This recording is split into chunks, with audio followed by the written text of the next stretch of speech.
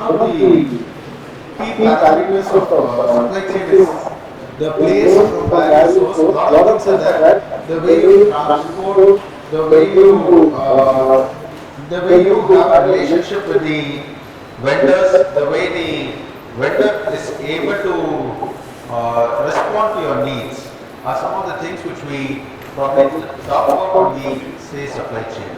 Supply chain is a very important process.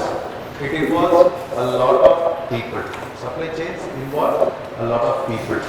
And in any chain, the weakest link of the chain will determine the strength of the chain.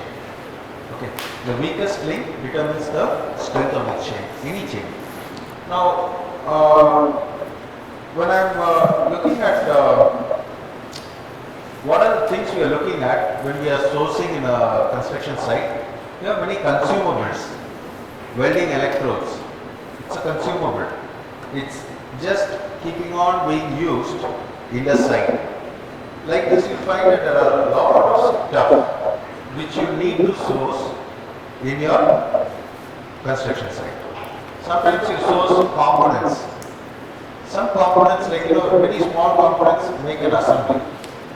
It can be, if you are looking at a power plant, boiler, big motor, your pulleys, systems, your so on and so forth, even the belt.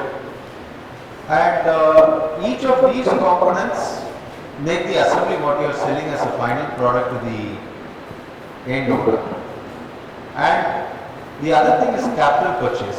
You might want to buy some tools and plant for your work. For example, the contractor who is doing the V-Spark building decided to invest in the tower crane. A new tower crane was put up only for VAT. He procured a new excavator only for VAT. And there was a small skid steer which he procured only for VAT. Now what is happening is, he probably would have wanted to have a long-term association with VAT. Maybe he targeted the second site, so the tower crane can be dismantled and taken to the next site. That is one way by which you can look at it. On the other hand, he may have found that his business is increasing. Done an analysis to hire a tower crane, buy a tower crane. So maybe he decided to buy. But in any case, all of these are what we call as, he's building his capital. He's building his working capital. Now, that is another reason why you go for sourcing. Another thing is, you might be producing a material. For example, a prefabricated plant. You are producing a lot of precast units. This means for keeping that production line alive, you need to procure materials. Sometimes you subcontract some of the things, some services you might like to get. For example, on a construction site, you see the security guards. The security guards are not employees of the company. They are not employees of the company. If you look at VAT also, you see two kinds of guards. The ones wearing the VAT tag and the private security guards. Okay. Now, given a choice, if you are a security guard, whose employment will you feel is more desirable? You will find that the subcontractors' way of responsibilities which are handed to them is typically much lesser. Okay. But coming to the point again, the main point which I want to stress here is, sometimes when the subcontract works, it might not only be the construction. For example, waterproofing, anti-termite treatment. This is all work which is hardly 1 day, 2 days work in a project. You cannot have an expert in your company in-house. On the other hand, Pest Control India, if he is hiring a person, he is only doing anti-termite treatment or some other kind of work. So for him it is okay. So this means you will be subcontracting quite a lot of your works. You will be subcontracting for quite a lot of your works, and that is also an item which is sourced. That is also an item which is sourced. For example, you can have your housekeeping in the construction site, cleaning up the place keeping the, well, like, serving tea and biscuits in the meeting. All this is a kind of service which you can subcontract. In other words, you don't have to hire your own person to do all this work. Okay, and one of the things which you try to do is you try to understand the supplier. You try to understand the supplier. You evaluate merits and demerits, and then you say a supplier is good or a supplier is bad. Now, what do you think are the attributes of a good supplier? Whom would you say is a good supplier? Let us say a person is supplying cement. How will you say that that person is a good supplier of cement? What would make you say a person is a good supplier of cement? Sorry? Reputation, okay. Timely delivery, experience,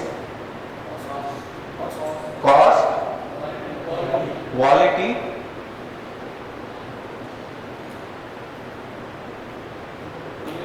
relationship. Very good, because that's the key in most of the cases. Then suppose you are having a problem, whether he is able to give you support technically whether he is having a support team. So these are some of the things which are looked into, but we'll also see some other parts. Now we'll be trying to understand what are the attributes of a good supplier. We'll see what are the spectrum over which we'll have a relationship with a supplier. Usually what happens in a contracting company is the relationships are all very, very short term. Okay, like we were telling you, to do the earthwork, you will have a subcontractor, he is a supplier of some service. The duration of earthwork in a mega project will also be at the most 1 month. After 1 month, you want to start doing your actual construction. You don't want to keep on be excavating. You cannot be keeping on backfilling. There is a start and an end to most of the work. Painting contractor, you don't engage a painting contractor at the beginning of the work. He comes right at the end. Only when the finishing services are required. Same thing with an electrical contractor. You may have an electrician on site to attend to lights and other things, maybe power points which are available inside your construction site, but I hope you get the point. Again, there are some procurement policies in each company.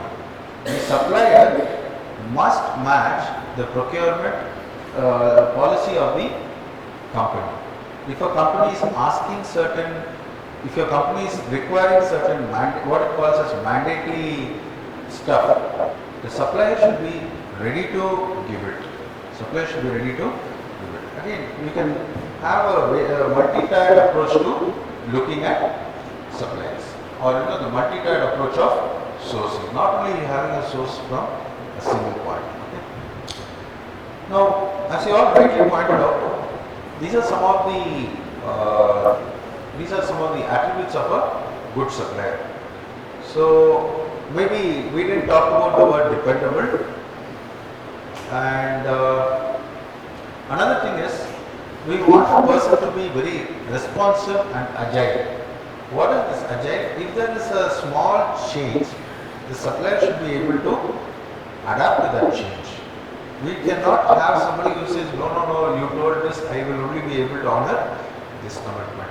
Because you as a project manager or you as a supply chain or a sourcing person is under a lot of pressure from your internal buyers to get a different schedule program. So you would like to work with a person who is able to support you, who is having maybe a more friendly attitude. And the other important thing is, you need to look at the track record of supplies. Suppose a supplier goes suddenly bust, that means he loses all his money in some bad deal. He makes 2 bad decisions and the company is going to be in a position to close. It means that you cannot trust them to a long-term association. You as a mass buyer will prefer to go with people who are stable. When I say stable, you look at a person who can withstand a shock in the economy. Even if suppose there is a big disturbance in the economy, he is able to continue to deliver, maybe if not 100%, at least to a very large percentage. That itself is going to make a big impact in the way you look at stuff. Okay. Now again, you are going to look at certain parameters. You are going to think whether you are going to produce or procure. Produce means where you do it by yourself. You can see this in V-Spark building. Lot of concrete is being site mixed. So the agreement is that all the column concrete and other mass concrete work which is of not so great, which is of minor quantities, will be mixed in the site. So they are having two batching mixing equipment, and they are having sufficient methods to transport the concrete to the location of interest. So this means they are producing some concrete, and always when you produce, some of the overheads which you incur when you outsource is going to be reduced. Okay. And the other thing is where you procure. So again, I am using the concrete. You can probably use a ready mix supplier. He may be a little costlier, but you will be able to match the requirement of the concrete pour on that day. You may not be able to do a hand mix or a machine mix on site to get it. So you are going to take a call. Now these are some of the things you decide on. You try to select a vendor who is going to be able to give you what you ask, not what he has. I am only having this, so I will only give you this material. That is not going to help you in many of the projects. Okay, so you need to see locate a vendor who can supply what you want the way you want to supply. Okay. So for example, if suppose everybody in the industry will give 10 years warranty on waterproofing.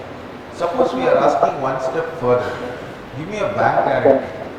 Warranty means you are just probably retaining some money, and then you are using that money only for doing all the repairs if the vendor doesn't make it. And that is very simple. Do you know why? If suppose you are taking retaining some money, it will be 2% of the project cost. You as a contractor will build in 2.5 to 3% into your cost itself. You have already built that cost. So if I am holding back 2% also, it doesn't affect your profit. So you may not even want to come back after 7 years. Suppose there is a problem with the waterproofing. What is going to happen? I am going to call the vendor. He will respond, he may not respond because his money is made. He is not interested in that 2% of money which you have. In fact, some of the companies take 7% also. They don't pay 7% of the bill. So the contractors, knowing the way the buyer is, they will add the cost. Uniformly all the buyers are adding that 7%. It means that the buyer is not going to get a very good way to say one is better than the other. In fact, what you call as the L1. So this is an example of how a buyer can make a difference. So what can be the thing? We can go for a bank guarantee instead of just the performance warranty clause. When you have a bank guarantee, a lot of money is at stake. If you fail, it's very difficult to fail just like that, because the bank, if you say my business is going insolvent, the bank still will have to pay you a lot of money, like what happened with PNB. So they got a lot of credit notes, and the credit note, the person to whom it was issued is missing now. So now what happens? Still the bank is saying, I will honor my commitment. So it means that you as if you are a buyer, your loss is minimized. So you are expecting a lot from the supplier, and the supplier will have to raise to that level. Okay. And so now these are some of the things. Then you can select the best supplier who matches all of your requirement. You may have a round of interviews with them. You will be questioning them, cross-questioning them, and then you will be empaneling them. Okay. For example, if you want to supply material to CPWD, you will have to be in that list of authorized suppliers.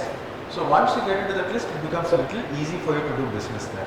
So finally, when you are gone through all this selection criteria, when people are satisfied that you will be able to do it, then we go and place the order. Each company have a slightly different method, but then in general, this is a usual thing. You raise a purchase order, the material is delivered. Typically, you need a gate pass that it is being delivered inside. This is a uniform procedure all around. So once against the gate pass will be signed by the security that this such and such material is coming into the site. This will go to your store. This will go to your store. The storekeeper will physically verify whether you are getting the material to the quality which has been asked. So maybe the storekeeper is not competent to check it. You as the site engineer or the resident engineer will have to go and verify the quality. Now I'll just add one more thing here.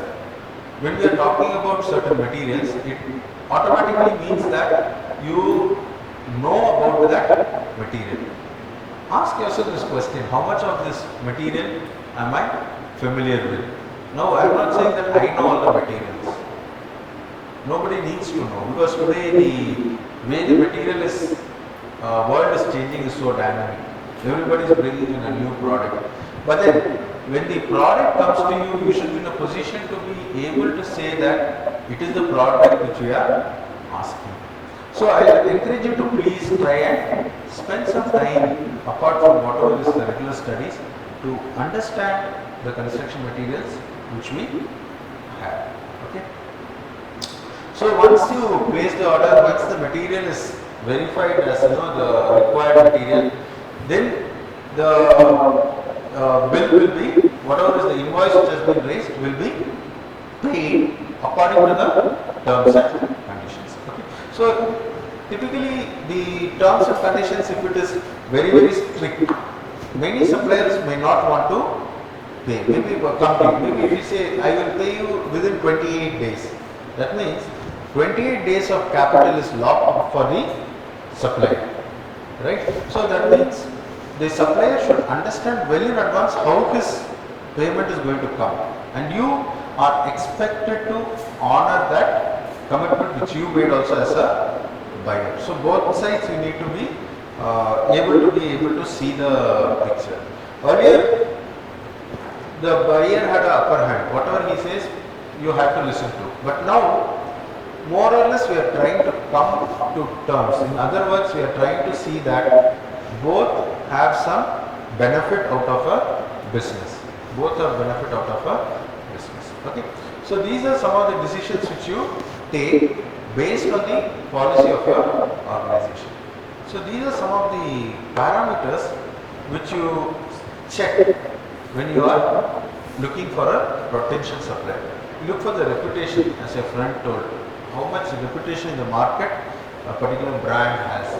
So that brand has a value in itself. The other thing is, even if a brand has value, you need to understand whether the product you are looking for meets your requirement.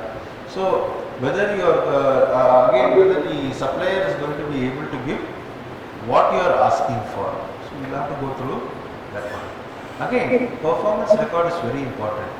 So how many times have we dealt with this vendor? How many times he has delivered maybe too much ahead of schedule, which is also not desirable, because he has managed to honor commitment, and how many times he has failed you? Because many times when a vendor fails you, your project will suffer.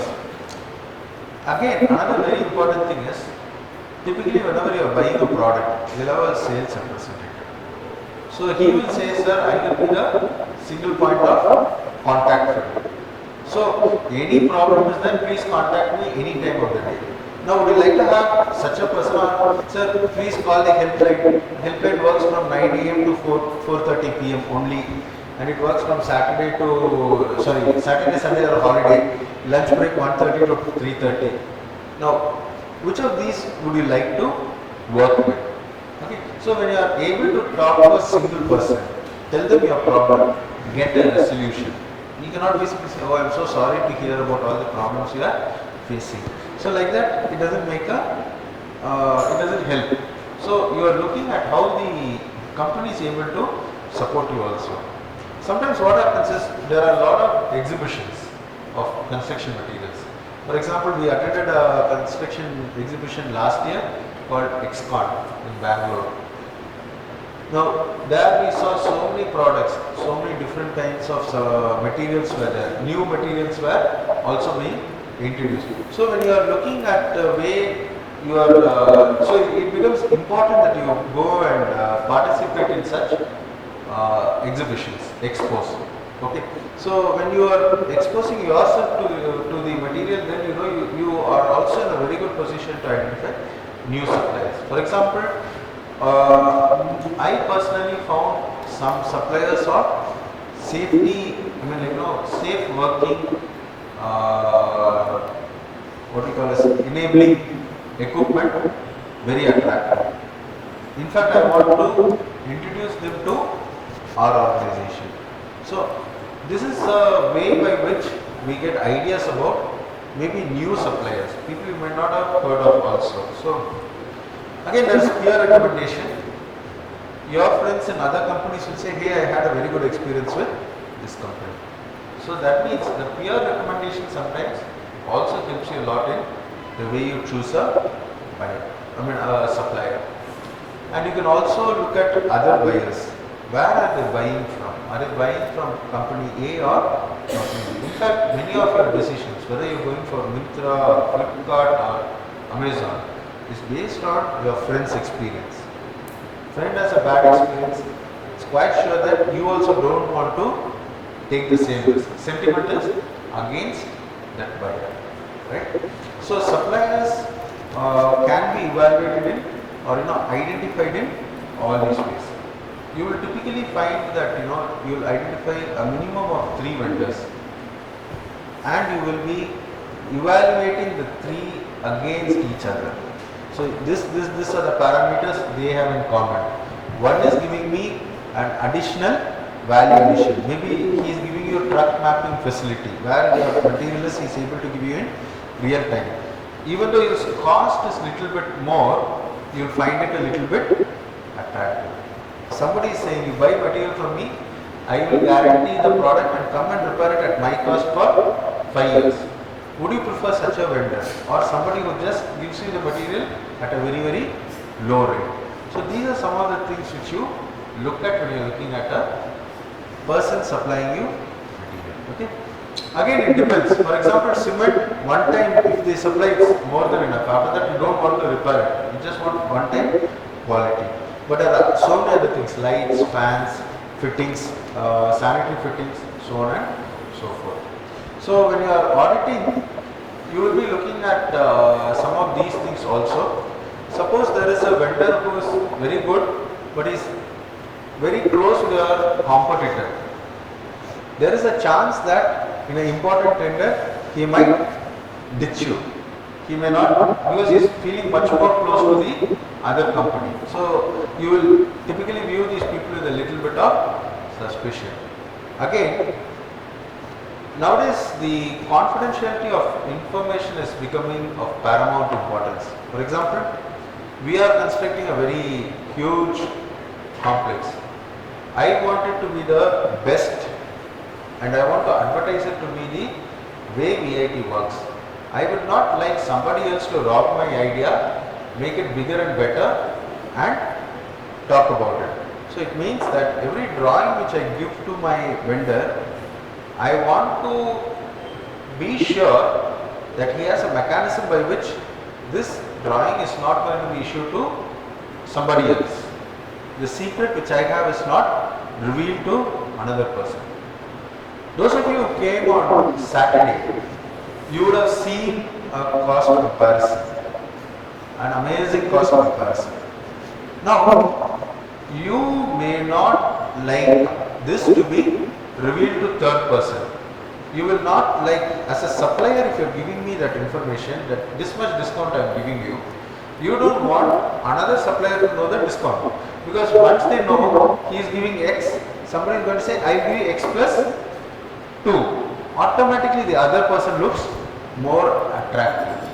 Right? So even as a supplier, you want confidentiality in some information. Vice versa, you as a buyer want to know what are the checks and balances which are available, so that information doesn't get leaked out. Okay. So this is something which nowadays we are having in what we call as access control software. One of the software is ProjectWise. We are going to use that, and that means only authorized persons will be able to see required information. You as a site engineer may not be required to know the cost of the equipment. So all those will not be revealed to you. The financial part will be automatically taken care of by the software. So on, but all things are in a central location. So now, if you say I am incorporating this, you can audit my work and say that this is a confidential system. Then that is something people are going to appreciate. Other thing is, people should have the technical competence to support. So suppose you are buying a particular material. So it might be a simple jointing compound.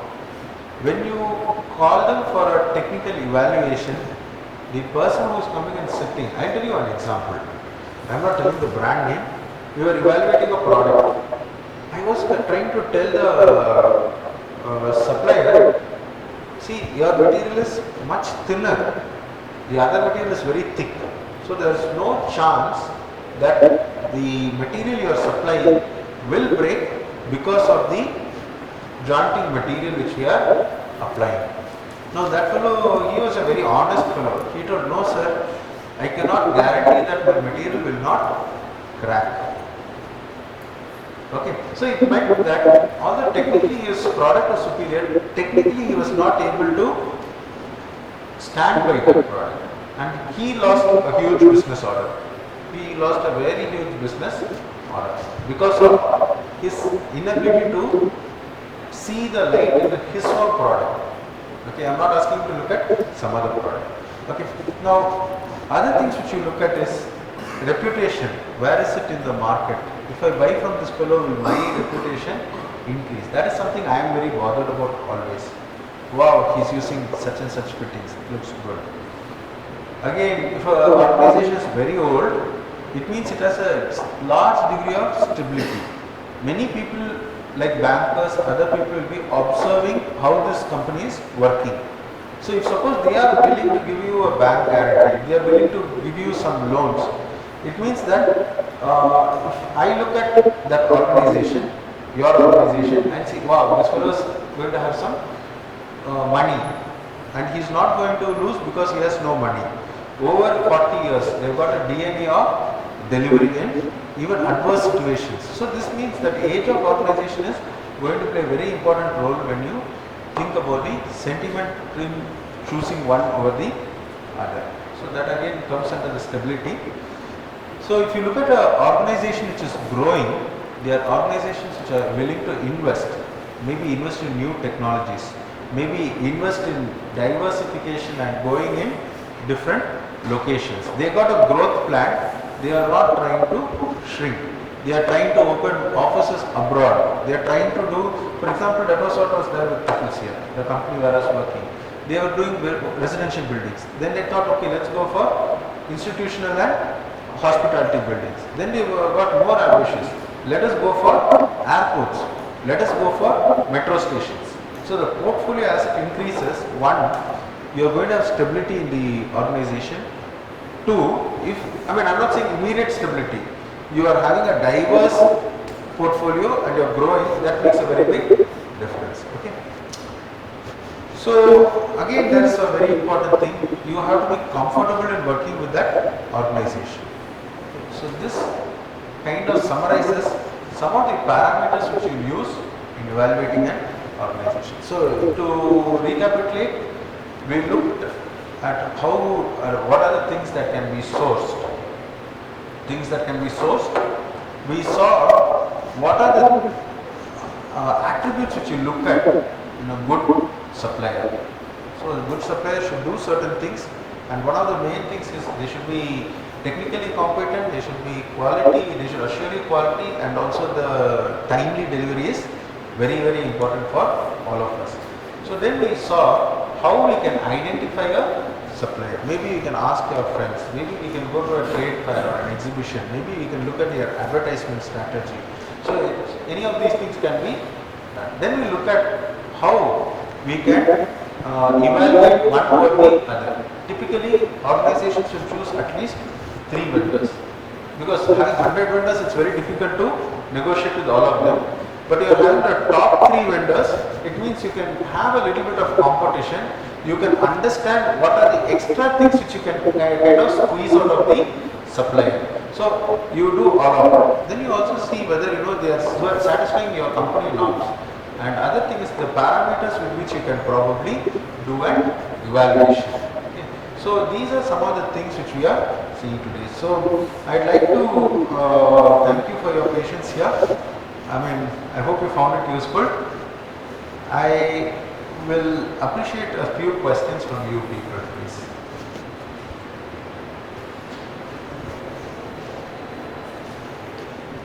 Any questions, please?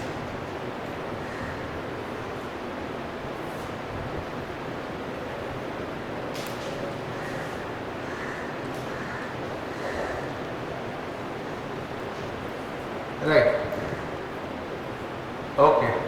Now, I must confess that this is pretty straightforward. What we are trying to do is we are just trying to bring out certain other aspects, because all of us are actually nowadays familiar with supply chains. The moment you take Amazon as an example, but when you are writing an exam in construction management, don't use Amazon and Flipkart. Okay, so try to relate it more to your subject, so that in the event that somebody reads your answer script also, they feel, oh yes, this is a paper in construction management, not general MBA or something. Okay. Now,